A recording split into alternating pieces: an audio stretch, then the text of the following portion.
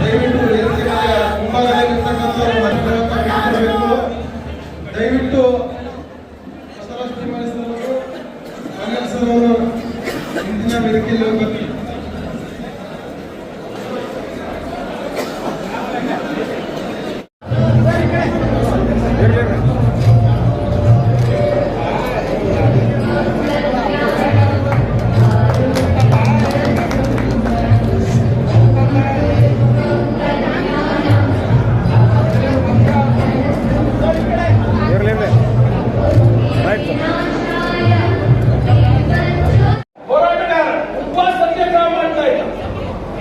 ಮಹಾರಾಷ್ಟ್ರದಿಂದ ನೀರು ಬಿಡಿಸಿ, ನಮ್ಮ ನಾರಾಯಣಪುರದಿಂದ ನೀರು ಬಿಡಿಸಿ ಎಂವೈ ಪಾಟೀಲ್ ಅವರು ಈ ವಯಸ್ಸಿಗೆ ಬೆಂಗಳೂರಿಂದ ಕಲಬುರಗಿಯಿಂದ ಬೆಂಗಳೂರು ಓಡಾಡಿ ನಾವು ಅವರು ಸೇರಿ ಸಿಎಂ ಡಿಸಿಎಂ ಎಲ್ಲರೂ ಭೇಟಿ ಮಾಡಿ ನೀರು ಬಿಡಿಸುವ ಪ್ರಾಮಾಣಿಕ ಪ್ರಯತ್ನ ಮಾಡಿ ಮಹಾರಾಷ್ಟ್ರದಿಂದ ನೀರು ಬಿಡಿಸಲಿಕ್ಕೆ ನಾವು ಪತ್ರ ಬರ್ತೀವಿ ಸಿಎಂ ಕಡೆಯಿಂದ.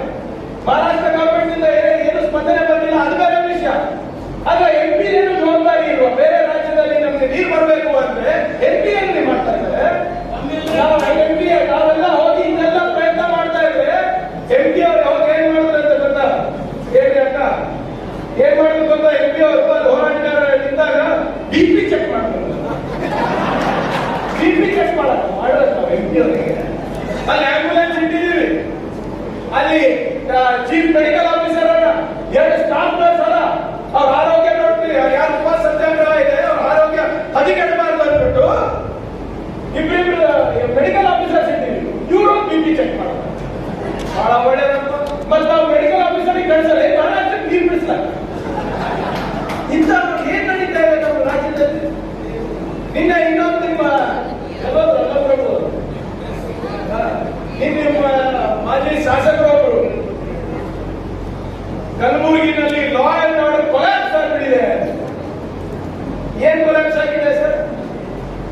ಲಾ ಅಂಡ್ ಆರ್ಡರ್ ಯಾಕೆ ಕೊಲಾಪ್ಸ್ ಆಗಿದೆ ಅಂತ ಅನಿಸ್ತಾ ಇದೆ ಅಂದ್ರೆ ಅವರಿಗೆ ಈ ಬಿಜೆಪಿ ಬಲ್ಲೆ ಮಂತ್ರಲ್ಲ ಇದ್ರಲ್ಲ ಹೊಸ ಮಂದಿಗೆ ನಾವು ಜೈಲಲ್ಲಿ ಹಾಕಿವಿ, ಅದಕ್ಕೆ ಲಾ ಅಂಡ್ ಆರ್ಡರ್ ಕೊಲಾಪ್ಸ್.